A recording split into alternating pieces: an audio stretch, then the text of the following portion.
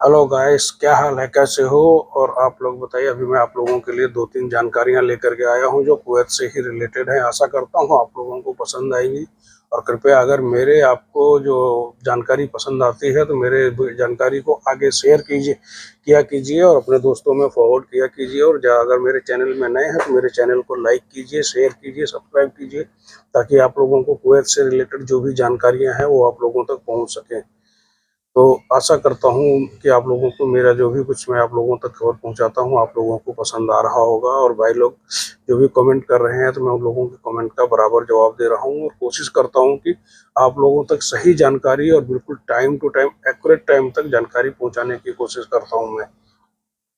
अब आज का मैं सबसे बड़ा अपडेट ये है कि एक जगह बिल्डिंग में काम चल रहा था, तो वहाँ पे मजदूर लोग काम कर रहे थे। मजदूर लोग काम करने के टाइम में क्या हुआ, अचानक में एक दीवार गिर गई। दीवार गिरने से क्या हुआ, उसमें दो मजदूर जो है, जो प्रवासी बताए जा रहे थे, वो बेचारे उसमें दब गए। अभी उनकी नागरिकता का पता नहीं चला है। दबने से क्या हुआ, उनकी मौत हो गई है। तो उसमें से एक जो प्रवासी की उम्र थी 36 साल थी और दूसरे की जो है 39 साल की थी। ये सुबह 7 बजे जब वहाँ पे पुलिस को मैसेज गया है तो वहाँ पे पता चला कि जब उन लोगों को निकाला गया तो वो लोग मृत पाए गए। और दूसरा ये है कि एक औला पेट्रोल पंप पे आग लग गई थी एक गाड़ी में। तो आग लगने से कि को उसका वहाँ पे जो कर्मचारी काम कर रहे थे उन्होंने इतना सराहनीय काम किया कि उन्होंने भाग दौड़ करके फायर के जो सिलेंडर होते हैं उनसे आग बुझाई और उसमें से जो गाड़ी को भी बचा लिया। और उन लोगों ने बहुत ही हिम्मत का काम किया। फायर ब्रिगेड के आने से पहले उन लोगों ने आग पे काबू पा लिया। अब वहाँ के प्रशासन ने ये घोषणा की है कि उन लोगों को सम्मानित भी किया जाएगा और उन लोगों को पुरस्कार भी अच्छा दिया जाएगा, क्योंकि ये प्रवासियों द्वारा बहुत ही सराहनीय काम किया गया है।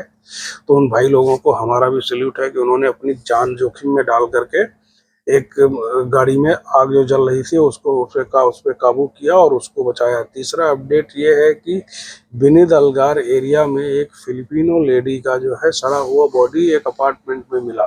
जब उसकी दुर्गंध लोगों तक पहुंची तो उसको पुलिस को कॉल किया गया। पुलिस को कॉल करने के बाद में आई तो देखा तो उसमें एक बॉडी पड़ा हुआ था। तो उसको क्या है कि कब्जे में लेकर के फॉरेंसिक विभाग को भेज दिया गया है उसकी अभी जांच करने के लिए कि आखिरकार इस बॉडी का मतलब क्या कारण है। ये दो तो दुखद घटनाएं हुई थी।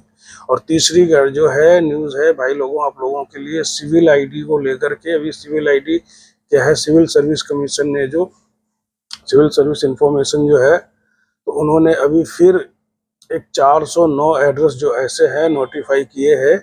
तो और फिर उन बिल्डिंग की मालिकों को नोटिफिकेशन भेजा है। नोटिफिकेशन भेजने के बाद में क्या हुआ, वो उनके जो 409 पते हैं वो अवैध पाए गए हैं तो उनको अभी जो है डिलीट कर दिया जाएगा। वो आप लोगों के जो है मोबाइल आईडी में नोटिफिकेशन आ जाएगा। तो आप लोग अपनी अपनी मोबाइल आईडी चेक करते रहिएगा कि मोबाइल आईडी चेक करने में आपको नोटिफिकेशन आया है अगर एड्रेस का, तो आप 30 दिनों के अंदर आप नए अपने एड्रेस का जो है वहाँ पे वेरिफिकेशन करा के अपना एड्रेस करेक्ट करवा लें, नहीं तो आपको 100 दिनार का फाइन पड़ेगा।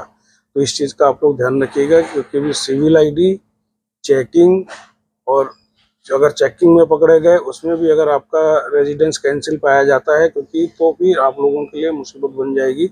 आप पकड़े भी जा सकते हो इसमें। तो भाई लोगों इन चीज़ों से सतर्क रहिएगा और अपने एड्रेस जो है बिल्कुल सही करेक्ट करा लीजिएगा, नहीं तो 100 दिनार का फाइन आएगा। आप मोबाइल आईडी रेगुलर चेक करते रहिएगा कि कोई नोटिफिकेशन तो नहीं आया है। अगर कोई नोटिफिकेशन आएगा तो उसमें शो कर जाएगा, तो आप अलर्ट हो जाइए और उसमें अपना जो है सिविल आईडी का एड्रेस जो है वो चेंज करा लीजिए।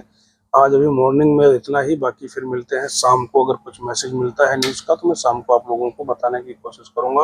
और चैनल को ज़्यादा से ज़्यादा लाइक कीजिए, शेयर कीजिए, सब्सक्राइब कीजिए, कमेंट कीजिए। धन्यवाद।